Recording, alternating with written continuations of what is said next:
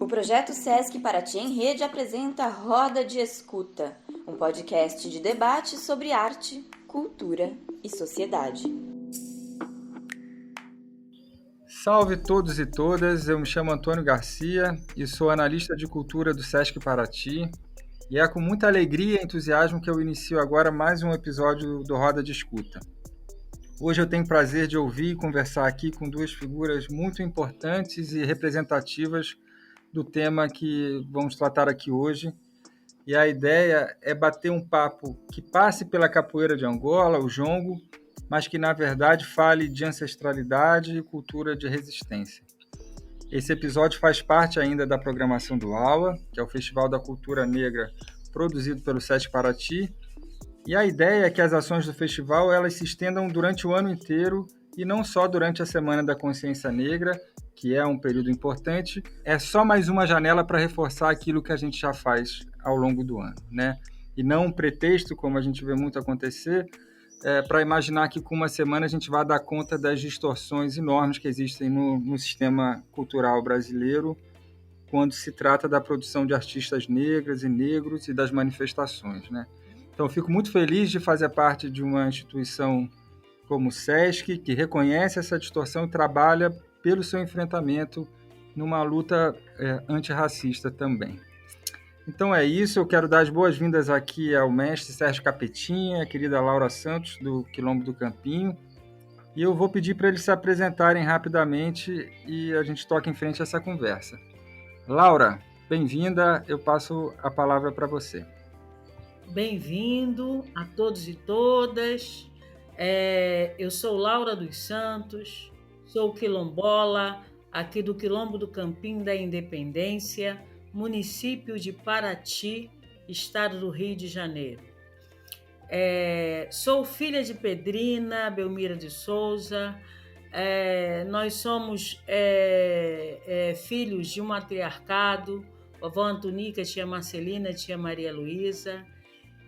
Sou mãe de 2 filhos, Júlio Vitorino e Victor Vitorino, que me deu 2 netas, Dandara e Aimee. Sou arte educadora de profissão, uma função que eu conheci aos meus 20 anos de idade, no campo da teologia da libertação, e fui aprendendo e sou o que eu sou até hoje, porque foi essa a minha condição e hoje é o meu prazer de ser. Há 3 anos, eu estou com 61 na carteira e 65 de fato. Então, há 3 anos eu fiz o curso de pedagogia, porque essa sempre foi a minha saga, educar. Mas depois a gente fala mais disso. Essa é só uma apresentação e passo aí para o Sérgio Capetinha para ele se apresentar também. Eu me chamo Sérgio Capetinha, nasci em Feira de Santana, Bahia, em 1974. E eu comecei a capoeira em 89, em Feira de Santana. Eu já venho de berço. Meu pai era mestre de capoeira em Feira de Santana, ele morreu cedo. Não tive a oportunidade de conhecer assim, ele assim, pessoalmente, assim, de estar jogando capoeira, que eu tinha 5 anos de idade. E aí tive que trabalhar muito cedo, né? E aí nesse trabalho que eu ia engraxar sapato em Feira de Santana, eu vi a arte da capoeira no centro de abastecimento, que é um lugar onde os agricultores vêm das suas fazendas aqui da Bahia, traz as suas frutas para vender. Como a gente fala na Bahia, os tabaréu, né? E aí eu vi a capoeira, a arte da capoeira, me encantei com aquilo. E aí eu pedi pro mestre da capoeira, que na época era o mestre gringo, né? Lá em Feira de Santana. E ele deu oportunidade para mim começar a capoeira. Então eu comecei em 89, a capoeira em Feira de Santana. E comecei também percussão musical, percussão afro, afoxé, né? Batida de xixá, no projeto Pomba de Malê, com o mestre Nilton Rasta. Aí saiu um documentário chamado Uma Vida pela Capoeira. E aí eu vi o mestre Curió, aquele velhinho, explicando o que era a capoeira de Angola. Porque eu treinava no grupo de capoeira de Angola, mas não era aquela filosofia que eu via o velhinho contando que era o mestre Curió. Isso foi em 91. E aí eu fui para esse lugar, encontrei o mestre Curió, ele me explicou tudo bonitinho, como que eu fazia para fazer parte da capoeira, né? E eu fui lá, fiz a ficha certinho e comecei a participar da capoeira de Angola. E vim para São Paulo, criei um projeto chamado Batuquedum, que eu atendo aqui na região do Jardim Ângela, Zona Sul, 120 crianças. Tem no outro bairro mais outro projeto do Batuquedum, mais 120. E tem lá no fundão da Zona Sul, que eu atendo 180 crianças com um projeto Batuquedum. E também tem a capoeira também. Então, tudo isso eu trouxe da Bahia, essa massa toda. Tudo que eu vivi, tudo que eu aprendi, eu agradeço a Bahia e aos meus mestres que estão lá até hoje que me ensinam. Entendeu? Então, eu fico honrado por isso, de estar passando essa arte e ser resistente também, de estar passando para os meninos de hoje, aqueles que têm interesse, né? Então, essa é a minha apresentação aí para vocês aí. Maravilha, Sérgio, Laura. Eu acho bacana, acho que a gente pode começar por aqui mesmo, já que a gente está falando de memória, né? Aí eu queria que vocês trouxessem um pouco para a gente, para o público que está ouvindo, o que essas memórias evocam em vocês, né? Dessa infância, de como que essa cultura popular, como é que é a percepção que vocês têm desses tempos antigos, né? Do que vocês vinham enquanto criança mesmo, né? Como é que a cultura entrava na vida de vocês nesse momento? Era uma coisa do dia a dia, eu imagino, né? Vou pedir então para a Laura falar um pouco dessa experiência do samba também. Quais são as primeiras memórias que você tem do samba, Laura? Eu saí daqui, minha tia me levou para o Rio com 5 anos de idade, não é? A vida aqui estava muito difícil e parte da minha família, principalmente as tias, alguns tios, tinha ido para o Rio para tentar a sorte, né? Como é que se diz? Né? E eu fui para mim ter educação. Imagina. E aí, e graças a Deus, a minha tia Chiquinha, que me criou, que eu tenho como minha mãe, ela deve ter passado por alguma casa baiana, não é? Ela deve ter sido doméstica em alguma casa baiana, porque tudo que ela era uma exímia cozinheira, ela fazia um sarapatel, ela fazia de todos os pratos típicos, mocotó, angu baiana, que já não era baiano, já era uma coisa do Rio, né?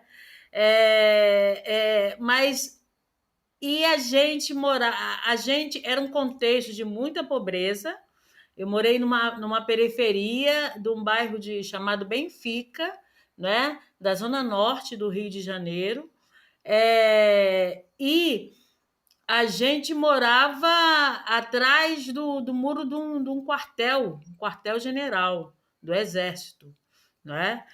E nos fundos da minha casa era um fundo de quintal, era onde a minha mãe, aos domingos, fazia.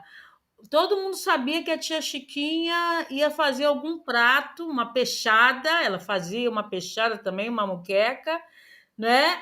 Ela vendia para gerar renda e o pessoal já sabia, já ia para lá, cada um já ia levando seu violão, cavaquinho, pandeiro, todo mundo já levava seu instrumento e a domingueira acontecia no fundo de quintal da tia Chiquinha. Então, essa história de fundo de quintal é um contexto muito que os negros trouxeram para a cidade, e aí na cidade eles se reconstituíram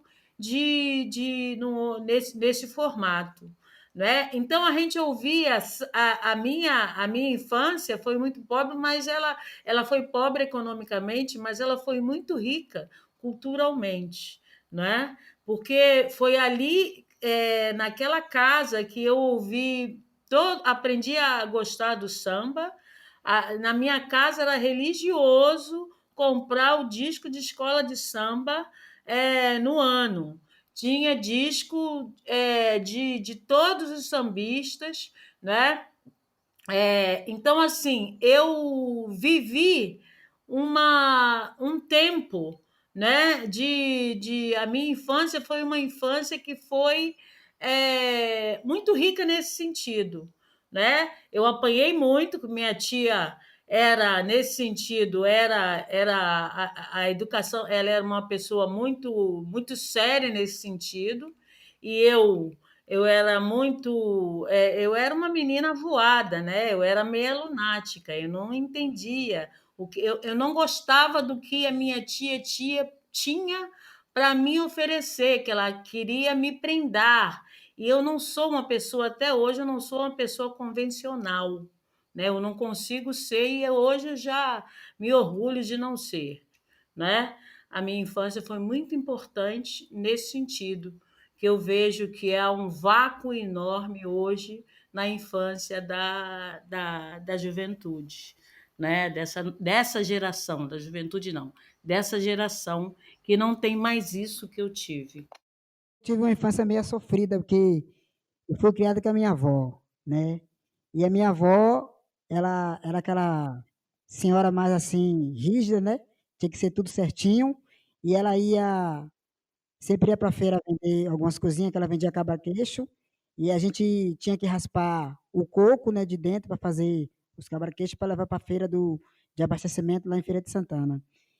E nisso, nessas idas e vindas, eu via sempre roda de capoeira, via sempre samba de roda, que tem muito lá na Bahia, em Feira de Santana. Só que eu não tinha aquela oportunidade, mas aquela energia de dentro, assim, aquela coisa que chamava, sabe, aquela coisa que chamava mesmo para ir para ver, olhar e participar. Só que eu não tinha oportunidade de ter, porque eu tinha que trabalhar com a minha avó, né?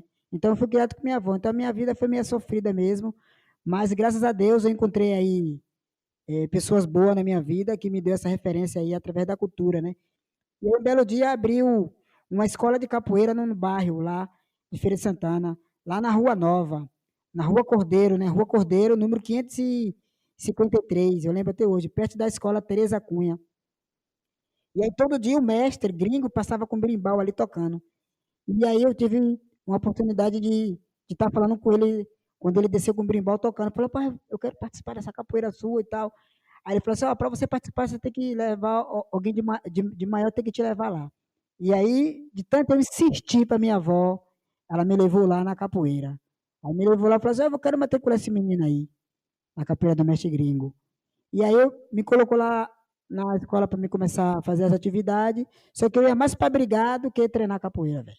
Era mais porque a minha educação, vou falar para você, era zero. Era mais briga do que qualquer coisa. Eu te dei a oportunidade de você vir treinar capoeira, conhecer a sua avó, conhecer seu pai. Você sabe que era que o seu pai era meu? E eu não sabia. Ele falou, seu pai era meu mestre de capoeira. Aí ali já mudei a concepção na hora que ele falou isso. E aí o mestre de capoeira pegou, falou, contou essa história para mim, aí dali eu falei, não, eu vou ter que mudar meu jeito de ser, velho. Meu jeito de se comportar. E aí ele falou assim, ó, você não foi porque você é danado aqui, briga com todo mundo, tem um comportamento zero, e se você não mudar, a partir de hoje, já tocava berimbau, antes de eu entrar lá, eu já tocava berimbau, já tocava padeiro, já sabia cantar um pouco, eu sabia tudo isso, que eu já estava aprendendo, que eu ouvia tudo isso, velho.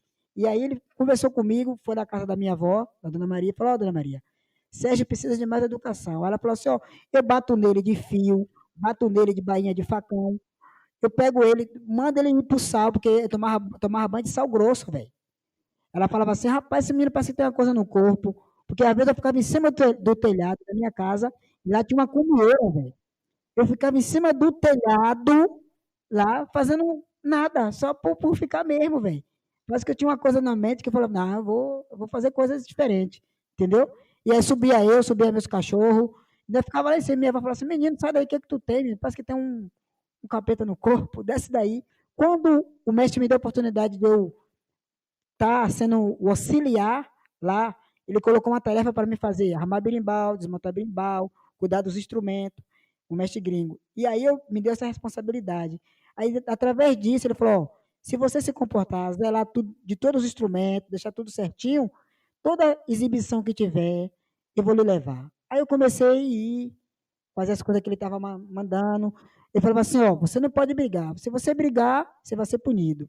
Isso demorou um tempão para mim entrar na disciplina. Depois que eu entrei na disciplina, foi o tempo que o mestre falou assim, ó, agora eu vou ter que ir para Brasília, moro em Brasília, no Distrito Federal, e vou fechar a escola. Porque era tudo de graça, era tudo gratuito, entendeu? E aí o mestre viajou para Brasília, a primeira vez, ele foi, falou assim, ó, vou ter que fechar tudo aqui e vou embora. Aí ele foi embora, eu fiquei lá na Bahia, só na percussão, velho. Só na percussão, e aí fui para Salvador, participei de alguns blocos carnavalescos lá, na apresentação do projeto Pomba de Malê, e o mestre retorna de novo, depois de um ano, para a Feira de Santana, que ele foi para Brasília, o mestre gringo, e começa a jogar capoeira lá no centro de abastecimento. E aí eu estava passando com a minha avó, vi ele falou assim, ó, estou voltando para Brasília, se você quiser, já tinha 15 anos de idade, se você quiser ir comigo, a dona Maria autorizar, eu lhe levo. Fui para Brasília com ele e fiquei um ano em Brasília, lá no Distrito Federal, chamado Taguatinga. Fiquei um ano com ele, de lá eu vim para São Paulo. Aí aqui em São Paulo, graças a Deus, eu trouxe essa cultura toda que eu aprendi lá, tanto da capoeira como da percussão com o mestre Nilton Rasta. E eu, com isso, a minha avó faleceu, eu fundei uma ONG chamada Instituição Maria José Educar. E o nome de fantasia eu coloquei Batuquidum. O Batuquidum, porque eu participei de algumas oficinas lá do Olodum, e aí, do Olodum Mirim, quando era menor, e aí eu coloquei instituição, que é o nome oficial da nossa ONG aqui em São Paulo, e fantasia é Batuquidum. E nisso eu consegui os convênios, o pessoal viu que era uma cultura, que era da Bahia, uma cultura afro, e o pessoal gostou, falou, não, vamos dar o apoio, porque tem muita criança que vai com ele, que toca, que joga capoeira, então a prefeitura veio, liberou 3 convênios, e hoje nós temos 32 funcionários aqui na comunidade da Zona Sul. Então, acho que a cultura na Bahia me influenciou muito e me influencia até hoje, né? Graças a Deus. Eu vivo da cultura, velho. A cultura é minha vida.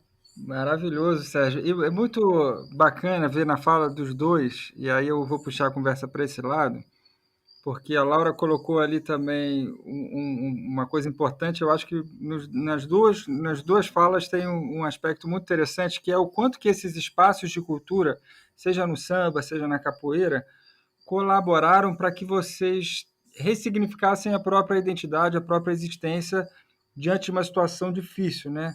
A Laura começou a falar ali, eu vou te pedir, Laura, para desenvolver um pouco mais, sobre o quanto que o terreiro, né, essa experiência da Umbanda te ajudou a entender a sua própria, o significado da sua própria existência, encontrar a sua ancestralidade. Fala um pouco para a gente sobre isso. Então, a minha vida, essa questão da dificuldade, né, que a gente sai do nosso lugar e a gente não sabe por que sai, né? Hoje eu entendo tudo, por que eu saí, por que eu voltei. Na época eu saí para mim obter conhecimento, não é? Porque o que eu queria naquela época? Eu com 9 anos de idade, a única coisa que eu queria era estudar, eu queria entrar na escola. Só que a escola, os mecanismos da escola eram os mais perversos possíveis para uma criança preta e pobre. Então, eu já entrei na escola tarde, aos 9 anos de idade, 9 para 10 anos, e eu fui alfabetizada em casa pela minha prima Maria Lúcia, não é? Ela fazia admissão ao ginásio e eu lia os livros todos da Maria Lúcia. Foi a época mais feliz da minha vida, porque minha mãe tinha um porão, né? O barracão era um porão, porque tinha enchente, aí a gente sofria várias enchentes, né? Então, por isso que tinha que ser alto. Eu me escondia ali para ler os livros que a Lúcia tinha, José de Alencar, Machado de Assis, Aloysio Azevedo, foi uma série de livros, eu lia tudo, a minha sede de leitura era muita. Até que aos 19 anos, 17 para 18 anos, eu saí de casa. Aí vim para uma favela, morar numa favela, eu já trabalhava no Rio Comprido, né? Trabalhei por 20 anos ali, eu me tornei educadora. Foi quando eu fiz todas as coisas que eu aprendi, né? Entrei para a Teologia da Libertação, Igreja Católica, né? Mas eu tinha muita questão social, né? Virei liderança comunitária, construí creche, construí centro comunitário. 20 anos depois, eu começo me casei ali, né? Casei, tive os 2 filhos. Aí eu encontro a Umbanda, entra no Partido dos Trabalhadores, né? Já ainda na década de 80, né? Uma amiga minha que é psicóloga haitiana, me conduziu para terapia, né? Eu consegui me reconstituir enquanto pessoa e a espiritualidade começou a se apresentar para mim. Quando eu vou para Umbanda, era um centro ainda em Bangu, né? Foi a primeiro centro que eu conheci, né? Mas ainda com muito receio, né? Eu queria entender, né? Tudo aquilo, ao mesmo tempo que eu ficava fascinada, né? Tinha muito medo, né? Eu achava que aquilo não era para mim, assim, que eu não entendia, né? Eu era muito da área política social, eu não entendia essa coisa da espiritualidade. Eu sei que no ano 2000 que eu me separei, né, do meu companheiro,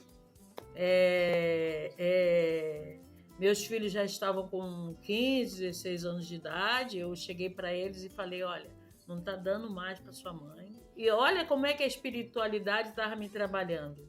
Eu quero fechar com essa fala. E no ano 2000, eu soube que meus primos estavam no encontro no Hotel Glória, no encontro quilombola. Até então, eu não sabia dessa minha identidade quilombola, né? Eu nasci, o nascimento no quilombo estava muito para trás, né? A minha memória era toda do Rio de Janeiro, do que eu vivi no Rio de Janeiro.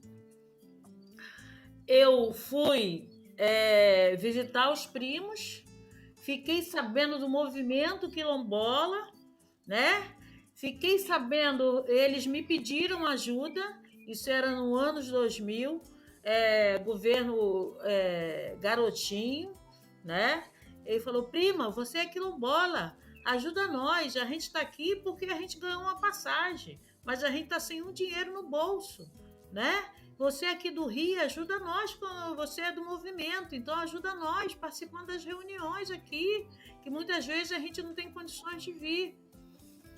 Aí aquele pedido me caiu assim, eu falei, sem entender direito, eu falei, vamos lá, tudo bem, se é para ajudar, vamos lá. Né? Eu comecei a me assuntar e fui caindo num terreno que eu achava totalmente desconhecido, mas eu fui para ajudar os primos.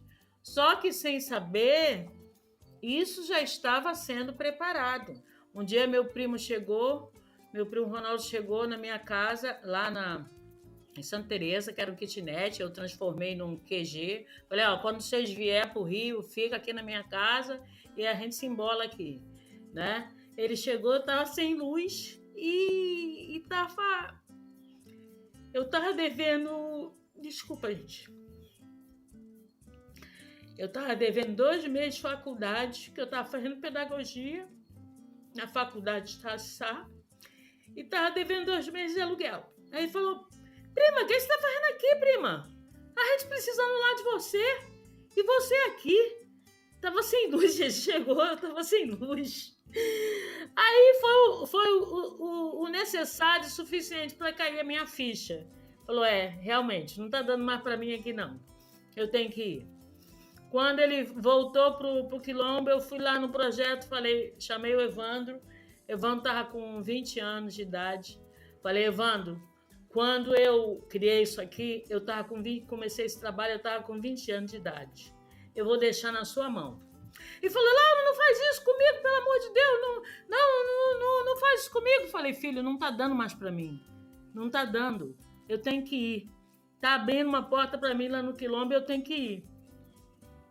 Deixei na mão dele, ninguém acreditava que eu ia sair do morro. Lá, você é doida, você vai lá, você vai sair daqui. Gente, tem que ir. Vim pro Quilombo. Vim pro Quilombo e já cheguei também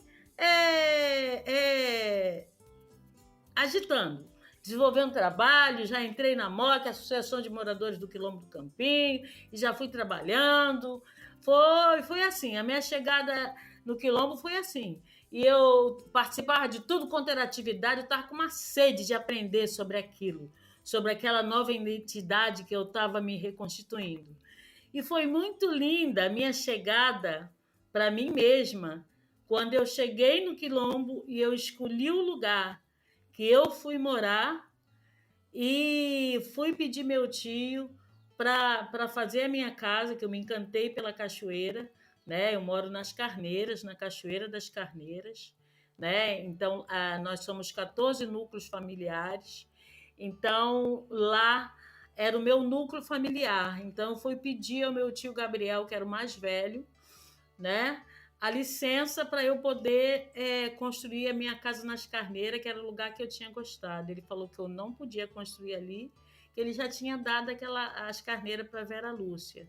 Falei, Martio, eu vi que o lugar era grande, né? Falei, Martio, eu posso fazer minha casa perto, não precisa ser perto da casa, mas eu queria fazer ali. Eu ainda estava em transição. Eu volto para o Rio, vou no centro da Umbanda e lá tinha uma consulente que eu nunca vi na minha vida. Ela viu a casa que eu ia morar. Ela viu. Aí a vovó Cambinda, que estava atendendo ela, disse para ela vir falar comigo. Aí quando ela sentou do meu lado, ela falou, olha, eu vi uma casa de estuque, num lugar muito lindo. Falei, nossa, então você viu a minha casa, então eu vou conseguir fazer minha casa. Né? Voltei para o Quilombo. Meu tio foi e falou, olha, eu falei com a Vera Lúcia, você pode fazer sua casa lá, porque a Vera Lúcia não vai morar mais lá. Ela falou que está com muito problema com pessoais no Rio e ela não volta mais. Isso é o que, gente? É a espiritualidade. Esperando o seu tempo certo para dizer para aquele filho, para aquela filha, olha, esse lugar aqui é seu, se você quiser. Então, assim, hoje eu pertenço a uma casa em Ubatuba, que eu cheguei em Paraty, eu não consegui encontrar uma casa que eu gostasse, né? Participei de várias, né? Mas não consegui. Quando eu fui para Ubatuba, porque meu compadre já tinha ido para Ubatuba e falou, ó, tem uma casa aqui que a gente está indo, que é uma casa aqui de muita axé. Quando eu fui para lá, eu entendi, sabe? É uma casa de preto velho, é uma senzala, né? É casa de vô Congo e vó Catarina, tenda de Umbanda, vô Congo e vó Catarina. Então é a casa que eu frequento há 5 anos, né? E que estou aprendendo a lidar com essa questão da espiritualidade, que é uma infinidade, é um mundo infinito. E, assim, hoje eu sou filha de santo, mas estou muito no iniciozinho, porque a questão política, social ainda é muito forte, né? Eu sou uma pessoa de entrega, difícil de se entregar, mas a espiritualidade está trabalhando, né? E a casa vem me ajudando, e eu sei que hoje a Umbanda é a minha religião, onde eu encontrei a paz, tudo que eu sou hoje, todo o trabalho que eu faço, que eu realizo no Quilombo, eu devo às entidades que me acompanham, que me protegem. É isso. Ô, Laura, cara, que bonito, cara. Eu vou te falar que quem te conhece, quem sabe da figura que você é, da força que você tem, tá emocionado aqui com essa tua história, com o seu depoimento, e só reforça realmente, né, a importância da sua luta, o quanto que só dá sentido mesmo aquilo que a gente já vê nas suas ações, né, na resistência que você representa. Muito, muito forte ouvir suas palavras. Eu fico emocionado também e gratificado de poder estar ouvindo isso aqui agora, né? Espero que quem esteja também, eu tenho certeza que quem está ouvindo e te conhece sabe, tá conhecendo um pouco mais da Laura.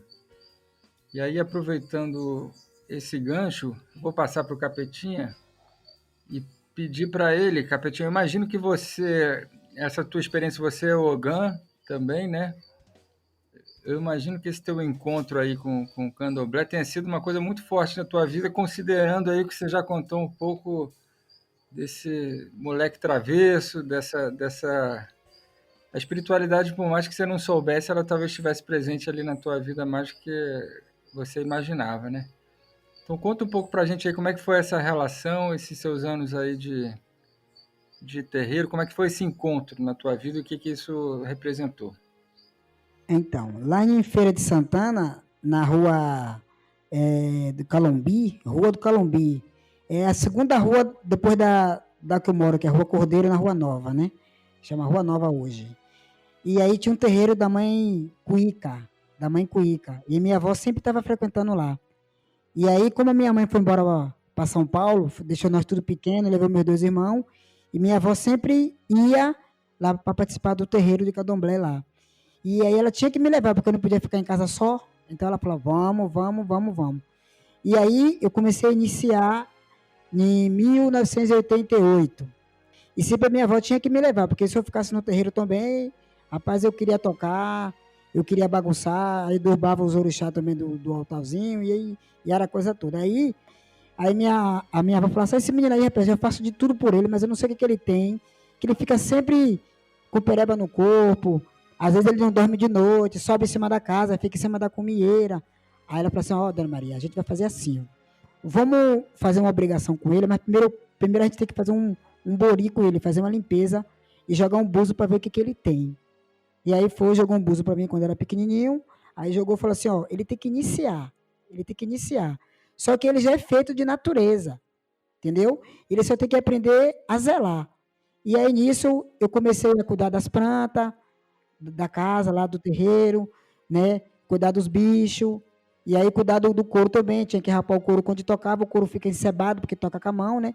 E aí o Zogão, mais velho, ficava ensinando pra gente.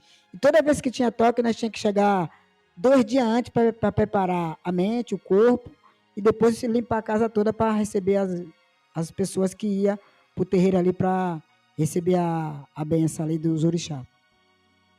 E aí a gente, né, nisso eu ficava no pé do couro só ouvindo o couro e não podia tocar no couro, ali não podia tocar, enquanto o Ogã mais velho não deixava a gente tocar. Isso se passou o quê? Uns 10 anos, 12 anos, por aí. E aí o Ogã mais velho da casa, ele se foi, né? Ele se foi.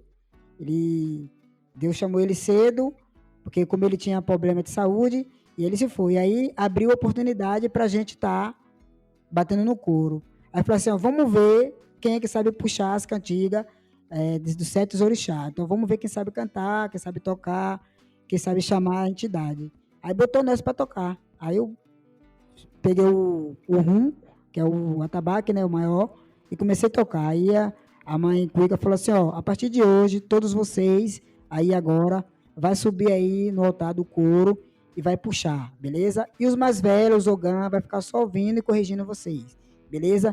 Aí explicou que a gente tinha que ter obrigação, respeitar os mais velhos, cuidar do seu ori, entendeu? Que é a cabeça e tal. Aí o que eu fiz? Eu falei, não, vou ter que me dedicar cada vez mais a isso aí. E aí a minha avó falava assim, ó, se você se dedicar, você pode ter certeza que tudo vai abrir as portas para você quando você estiver no mundo, né? Que eu tenho certeza que você vai para o mundo. Porque o jogo de buzo já disse que eu não ia ficar ali em Feira de Santana. Falei que eu ia ganhar o mundo, mas não sabia com o quê, né? E aí eu fui comecei ali a participar. Toda vez que tinha algum toque, que tinha alguma obrigação de alguma pessoa que era para fazer, eu era o primeiro a chegar. Eu era o primeiro a chegar e o último a sair. E aí eu fazia toda essa obrigação, ajudava o pessoal, e isso eu fui aprendendo. Cada vez mais ia para a cachoeira também, fazer os toques na cachoeira que pedia para a gente ia. E nisso, tudo foi me acalmando por dentro. Aí chegou um certo tempo que no jogo de Búzios disse que eu ia fazer uma viagem, e nessa viagem eu não ia voltar mais, não. Eu ia ficar lá, e lá eu ia prosperar. Aí eu fui para Brasília, com o mestre gringo. De Brasília eu vim para São Paulo, para conhecer a minha mãe, que eu não conhecia ela, que ela era pequena, meu pai morreu, ela se mandou, deixou nós com a minha avó. E aí eu vim para São Paulo, chegou aqui 1 ano, eu conheci minha mãe num lugar aqui em São Paulo chamado Bexiga, onde acontece o samba da Vai-Vai. E lá tem um lugar uma rua chamada Rua Augusta, que tem um prédio chamado Treme Treme. E aí o amigo da minha mãe, eu fui bater na casa dela, o amigo dela falou assim, a dona Sônia, que é a minha mãe, ela não está aqui, ela está trabalhando agora, era à noite, né? Se quiser eu te levo lá. Eu fui nesse Treme Treme, e esse Treme Treme era um lugar de prostituição, e a minha mãe estava lá na escada, que era o lugar de subir. E aí eu fui falar com ela, ela não quis falar comigo, falou que não conhecia, que os filhos que ela deixou na Bahia, que se eu quisesse eu vivia em São Paulo sozinho. E aí eu falei, então tá bom, já que eu queria conhecer ela, porque eu já estava já grande, com 16, 17 anos. E ela falou que não queria me ver, não queria ver os outros meus irmãos, e cada um pegava seu rumo. Aí eu voltei para trás com a mala, eu usava uma mala de cipó de pindoba, cheia de roupa, velho. E aí falou, pronto, eu vou ficar onde, velho, agora? Aí esse rapaz que era amigo dela falou, fica aqui um tempo na minha casa, e aí depois você se arruma, ou você volta para a Bahia de novo, ou você começa a trabalhar, velho. Você tem que se virar, eu vou te dar 1 semana para você ficar aí. E aí eu saí ali aqui tem uma avenida chamada Avenida Guarapiranga. Eu saí batendo em todas as oficinas de carro para me empregar, para as pessoas falarem assim, olha, eu preciso de um emprego para pelo menos limpar o carro, ou desmontar motor. Aí tem um rapaz chamado Jaime, ele me deu essa oportunidade de morar na oficina e ajudar ele a desmontar os carros, e lavar os carros e polir os carros. Ali aqui na Avenida Guarapiranga, aqui em São Paulo. E aí eu morava na oficina, trabalhava na oficina, e ia almoçar na casa desse Jaime aí. E aí eu fui indo, só que a minha vontade era tão grande de dar aula de capoeira e percussão. E aí nisso, eu comecei a jogar capoeira num espaço que fica em Santo Amaro, aqui em São Paulo, que é chamado Clube Jorge Bluder. E aí nesse clube aí, eu comecei a dar aula de capoeira, e eu tive a oportunidade de conhecer o povo da prefeitura. E aí vi um monte de criança, um monte de jovem me acompanhando, porque como eu fazia bastante movimento, e aí as pessoas viam que eu era mais acrobático, tal, aquela coisa toda. Por isso que a capoeira de Angola fugia muito de mim, da realidade que eu vivi, que eu vi o mestre Curió e minha capoeira. E aí eu consegui 12 local aqui, em centro comunitário, para me dar aula de capoeira. E aí eu cobrava uma taxa, naquela época, de 90, 92, 93, cobrava R$10. Aí eu consegui ter 12 espaços. Aí, nesses 12 espaços, eu tinha 1.000 alunos, velho, contado na ficha. 1.000 alunos. Aí você imagina. E aí eu fui indo, comprei minha casa, comprei meu carro. E aí eu falei, não, agora eu vou ter que registrar o grupo. O grupo de capoeira que eu fundei aqui em São Paulo na época, antes eu montar a instituição da minha avó, era grupo de capoeira que é Aldé Afunjá. E aí o povo da Bé falou assim, você tem que tirar, porque era o nome do terreiro que nós participava lá. E aí mandaram eu tirar, porque não era coisa de religião, era coisa de capoeira, eu tinha que tirar. Aí eu coloquei grupo de capoeiros Angoleiro de Feira. Aí também não dava certo. O pessoal falou, não, tira, porque você tá por aí, e o grupo aqui ele é filiado, você tem que se filiar à federação e tem que pagar. E eu falei, então tá bom, então eu vou tirar o nome. Aí foi que eu constituí o nome da minha avó, que é Maria José Educar, e o nome é Batuquidum. E aí nisso eu recebi um convite para trabalhar no Criança Esperança aqui de São Paulo. E aí eu fiquei 14 anos nesse clube, que é o clube da turma que virou Criança Esperança. E a espiritualidade, cada vez mais, ela é forte dentro de mim. Então, às vezes eu sinto que eu tenho que voltar para a Bahia. Tipo, agora mesmo, dia 25 eu já estou lá na Bahia agora, que eu tenho que virar o ano já, virar o ano bem, tem que fazer toda a obrigação. Então, acho que só quem tem sabe o que eu estou dizendo, entendeu, velho? Porque a gente contar é fácil assim, a gente contar, mas quem passa sabe que é uma coisa que chama a gente, chama, avisa. Eu mesmo, quando eu tô no meu canto quietinho, a gente sempre tem aqueles pensamentos de, sabe, eu falo assim, olha, vai para a Bahia, que a Bahia tá te chamando. Vai para a Bahia porque você tem que comprar um defumador. Ó, a sua casa precisa de fazer uma limpeza. Então, as coisas vêm avisando para mim. Então, quando eu aprendi lá no terreiro, naquela época lá atrás, a mãe de santo falava assim, ó, quando o pensamento e o coração tá batendo forte, o pensamento tá firmando, é algo que você tem que fazer. É algo que você tem que fazer. Só o tempo pode te dizer isso. E aí chega um momento que vem aquela coisa, avisa e some. Aí depois vem mais forte, avisa de novo. Depois mais vem, avisa mais forte. Depois começa a tirar você, tirar as coisas de você devagarzinho. Vou dar um exemplo. Eu tinha uma van que tinha ar-condicionado, tinha hi-fi, tinha TV, tinha tudo.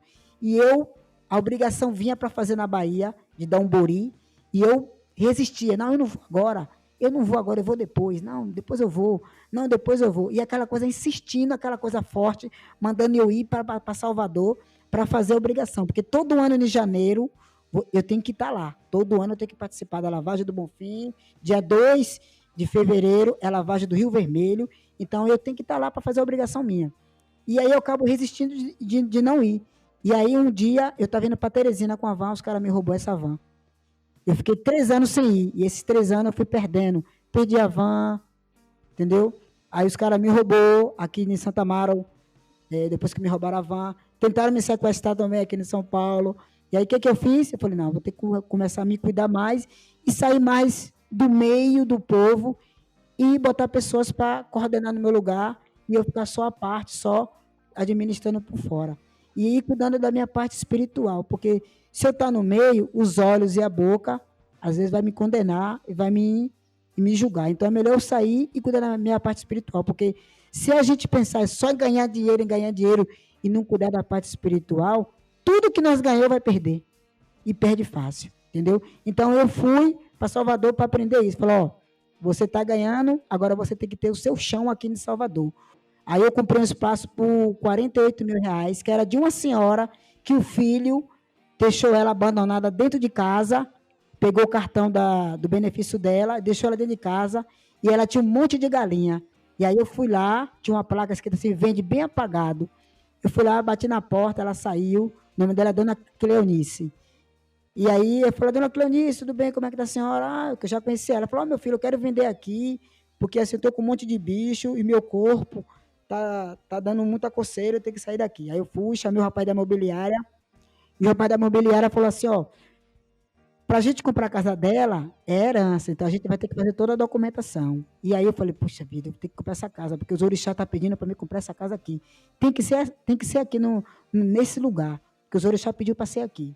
E aí eu fui na Mãe de Santo, a Mãe de Santo falou assim, ó, calma que Deus vai ajudar, os orixás vão ajudar e você vai comprar essa casa. E aí eu deixei toda a documentação na mão da imobiliária, a imobiliária, depois de 6 meses, me ligou e falou assim, ó, já deu tudo certo, a Dona Cleonice conversou com as irmãs dela, que é tudo que era herança, o terreno, e todo mundo vai assinar e ela vai passar para você. E aí, quando eu cheguei no terreno, lá, a primeira coisa que eu vi foi o meu santo lá na porta, dizendo assim, ó, esse lugar é seu, que eu sou de Ossanha. Falou, esse lugar vai ser seu. Então, aqui você vai plantar e vai colher.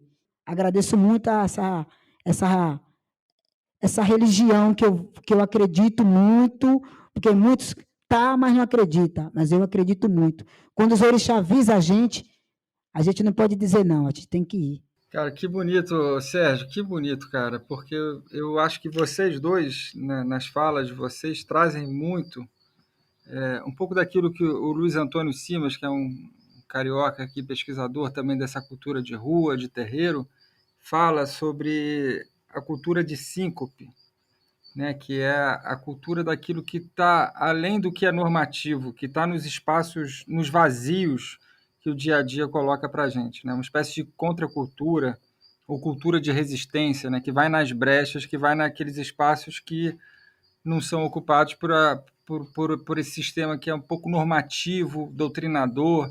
E aí eu ia pedir para a Laura falar um pouco, ela teve essa experiência do jongo, aqui ela de uma certa forma, ela trouxe de volta para o Quilombo do Campinho a cultura do jongo, né? Então, Laura, eu ia te pedir para trazer um pouco, né, do que foi essa experiência aqui, do que tem sido essa experiência aqui com o Campinho, né, o quanto que o jongo pode ser um instrumento também transformador para a vida daqueles jovens, para que aqueles jovens ali do Campinho possam se reconectar com essa ancestralidade. Fazendo um recorte, nós fomos titulados em 99 pela então governadora Benedita da Silva. Nós, a partir desse momento, nós criamos um programa de organização educacional, cultural e de economia solidária. Em 2004, a gente escreve o edital para o Ministério da Cultura, se torna um ponto de cultura, e nós temos, desde 1998, o Encontro da Cultura Negra, que esse ano a gente não vai fazer por conta da pandemia, né? Mas são 23 anos já de Encontro da Cultura Negra, não é? E quando eu começo a retornar para o Campinho, que ainda estava nessa transição, eu já tinha conhecido o jongo do mestre Darcy, né, em Santa Teresa, já tinha me encantado pelo jongo, e a minha vontade era levar o jongo para o Quilombo. E teve um ano que a gente conseguiu, mestre Darcy morreu em 2001, né? Ficou a Dona Su, que era a mulher dele, e a gente chegou a levar a Dona Su no encontro da cultura negra. E a gente vai conseguir retomar isso com o ponto de cultura, já com o Délcio Bernardo, né, que é um jongueiro, filho de família jongueira de Mambucaba, né? E que na época estava fazendo ressurgir, né? Animando, porque você sabe que a gente aqui tem uma região, Angra dos Reis tem um Quilombo do Bracuí, que até hoje não é titulado, e essa questão traz muito conflito, né? Então, o Délcio estava lá no Quilombo do Bracuí, e a gente ficou sabendo do Délcio, falou, não, é o Délcio que tem que vir para cá, então, que está mais próximo da gente. O Délcio veio, ensinou os primeiros passos para a gente, e dali, eu posso dizer para vocês que o Quilombo do Campinho, antes do ponto de cultura, é um, e o Quilombo do Campinho, depois do ponto de cultura, é outro. A partir do ponto de cultura, as pessoas começaram a se encantar e a querer fazer aquelas atividades. Olha, a gente tinha atividade de 8 da manhã às 8 da noite. Lógico, não era só jongo, era jongo, capoeira angola, construção de tambor, cerâmica artística, cerâmica técnica, percussão e artesanato. O artesanato já era tradição, mas a gente precisava botar ele e fortalecer ele, né? Hoje a gente tem 4 casas de artesanato, todos são artesãos e agricultores. Então, a partir do momento que as pessoas começaram a fazer, começaram a se encantar e não queria saber de fazer outra coisa, né? Eu me lembro que na escola, a Aline chegou um dia falando, a gente estava lá na associação, a Aline chegou falando, a professora falou que é para a gente dar um jeito nessa coisa aí do jongo, porque ela quer dar aula e as crianças só querem falar do jongo e ela não está conseguindo dar aula dela. Aí a gente olhou um para os outros assim, né? Falou, poxa, mas que problema bom, né? Com tanto problema acontecendo, né? De criminalidade, disso, daquilo, de violência, e a professora não sabe o que fazer, porque as crianças querem falar de jogo.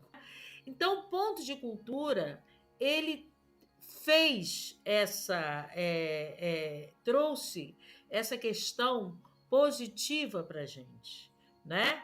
De mostrar o conflito, trabalhar o conflito, conviver com o conflito. E aí eu tenho que dizer que a instituição do SESC Paraty nos ajudou muito nessa questão de projetos de fortalecimento da cultura quilombola.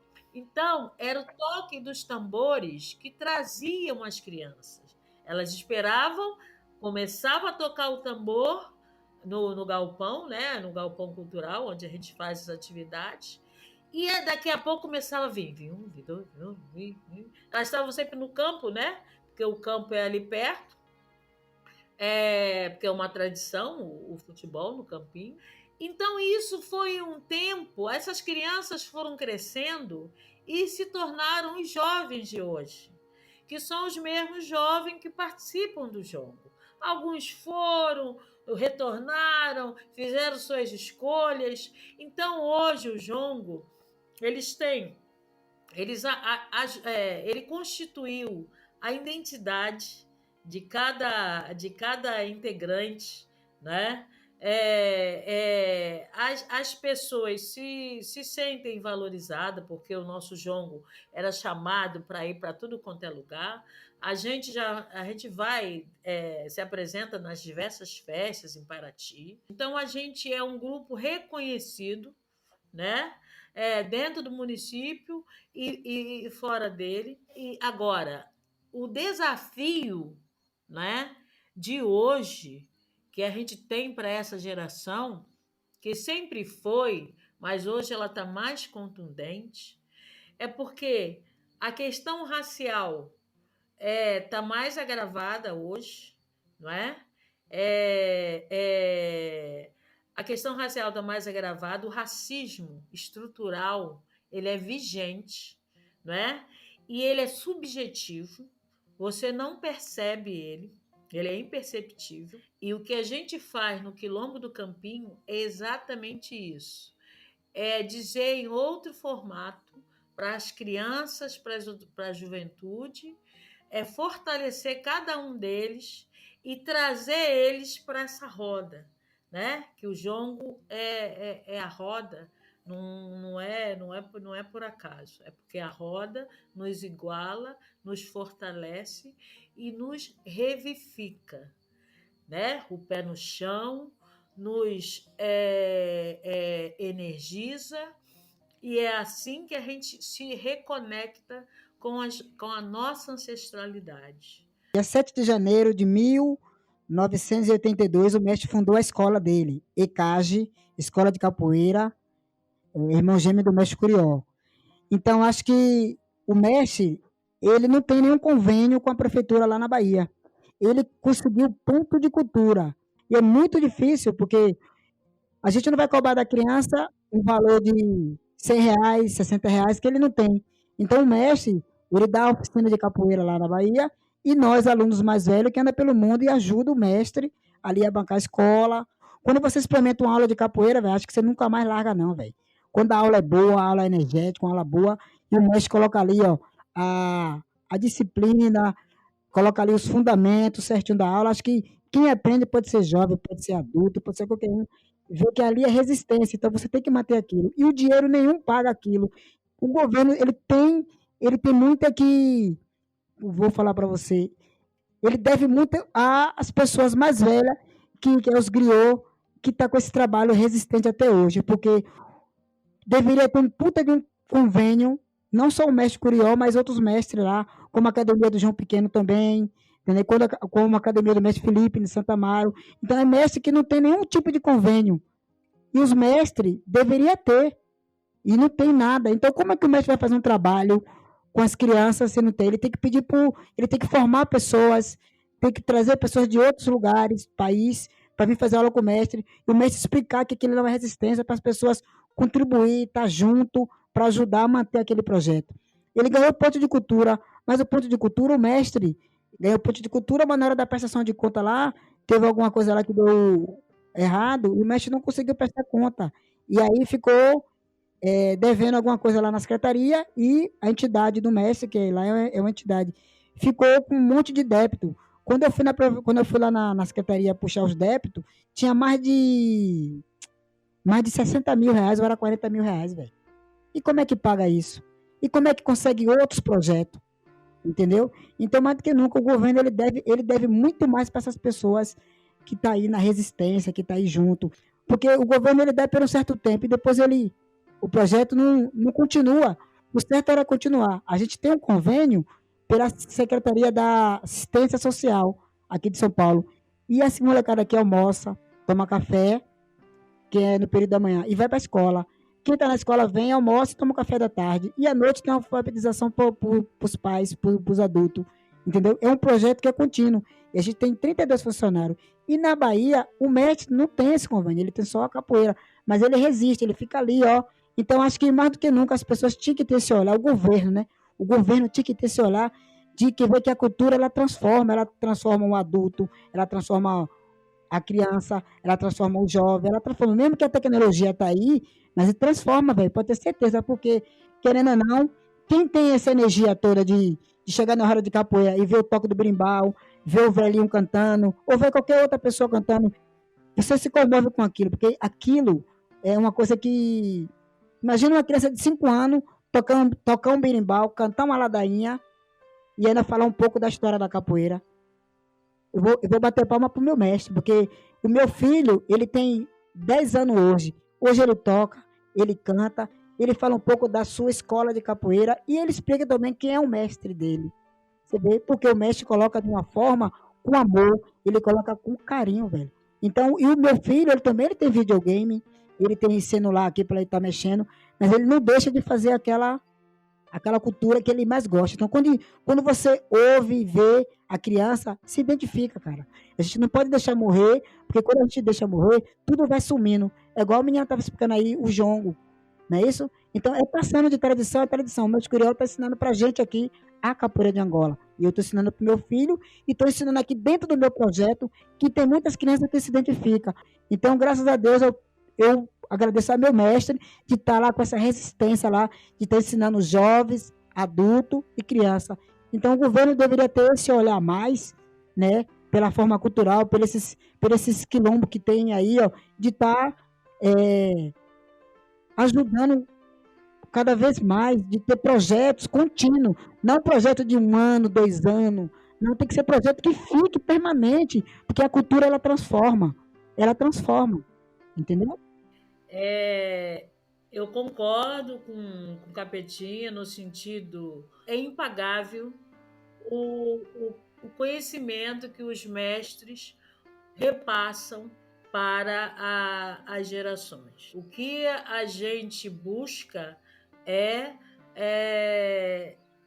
são as condições para a gente continuar atuando, né?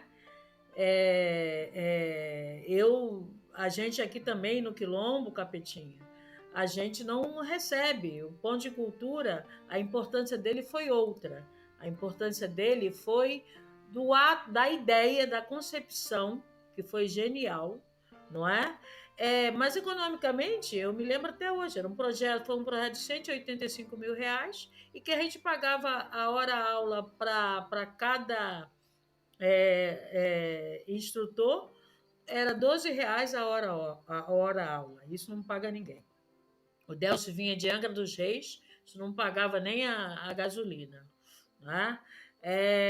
Mas a importância do projeto foi maior que a relação econômica, que deveria ser mais justa. Eu só queria concluir que o Quilombo do Campinho da Independência, como eu já falei, que é uma história de matriarcado, e é esse matriarcado que dá toda a força, né? A história ela tem muita força.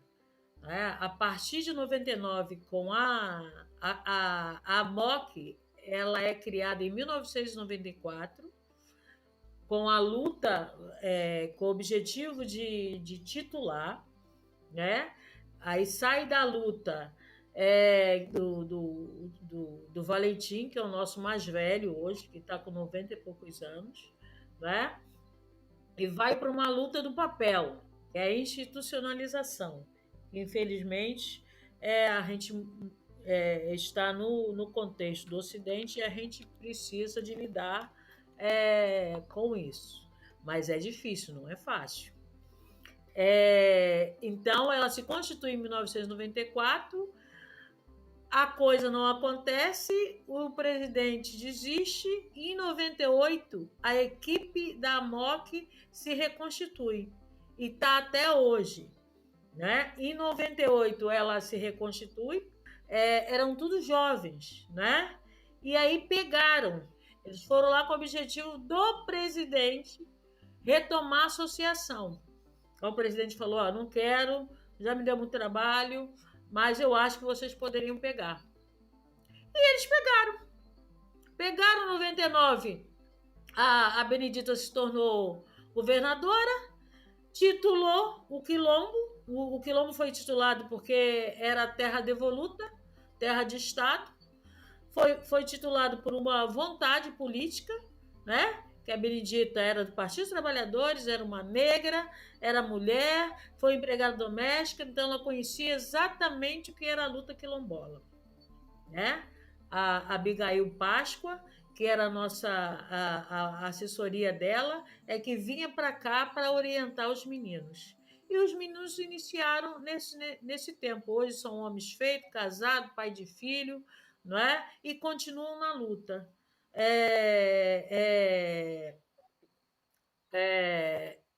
Hoje nós temos um restaurante comunitário, né? Que atende. Nós temos, primeiramente, um roteiro étnico turístico, um roteiro turístico etnoecológico, que a gente dá o nome hoje TBC, que é Turismo de Base Comunitária. Né? Mas os agricultores, a gente tem oficinas de plantio, que a gente trabalha num sistema agroecológico, né? A gente tem a casa de artesanato, que é coletiva, que é a primeira casa de artesanato que foi criada, aonde o pessoal... Então, a gente começa no restaurante, contando a história com os griots, né? A gente cumpre o roteiro para eles conhecerem a comunidade, vai para a casa de artesanato. Se tiver de almoçar, eles almoçam no quilombo, né? Uma alimentação tradicional. E se quiserem uma apresentação, tem a apresentação de jongo. Se quiser uma oficina, tem uma oficina de jongo. Então é assim que a nossa economia solidária ela gira, né? Ela gira com a nossa própria cultura se colocando para os visitantes, que a gente recebe um ônibus ou 2 ônibus. Já teve dia da gente receber 3 ônibus, mas eu acho que o que comporta é 2 ônibus, né? Um ônibus, 2 ônibus, onde as pessoas chegam, escutam a história do lugar e pagam por cada atividade que é oferecida. Mas só do fato da gente ter a nossa griot, que é a Dilsa, né? Que é filha do mestre Valentim, que conseguiu construir a casa dela só com o recurso do turismo, a gente se orgulha muito. Né? A gente hoje tem jovens trabalhando no restaurante do Quilombo, né? Toda pessoa que trabalha no restaurante é da comunidade. Mas é isso, é retomar, resistir, porque a cultura está aí para nos ajudar. Né? As bênçãos que a nossa ancestralidade nos dá é a força que a gente precisa para a gente batalhar, para a gente lutar, para a gente buscar as parcerias, como disse o mestre Capetinha, não é fácil, não é? A gente vive sem dinheiro, né? Basicamente sem dinheiro, porque a gente é da cultura, e ser da cultura significa isso, né? Significa que a gente aqui as condições são mínimas, mas a gente tem um axé do nosso povo, a gente é resistente, a gente é quilombola e a gente não desiste, porque uma das funções que eu tenho que prestar conta é com a nossa ancestralidade. Então, o meu salve é para a nossa ancestralidade, a vovó Antonica, tia Marcelina, tia Maria Luísa, Manuel Martins, todos que já se foram, né? E a nossa espiritualidade, que é ela que nos mantém aqui nessa terra. Beijo grande, gente, para vocês. Eu queria só agradecer vocês aí do SESC, a Priscila, você, a Laura que está aí.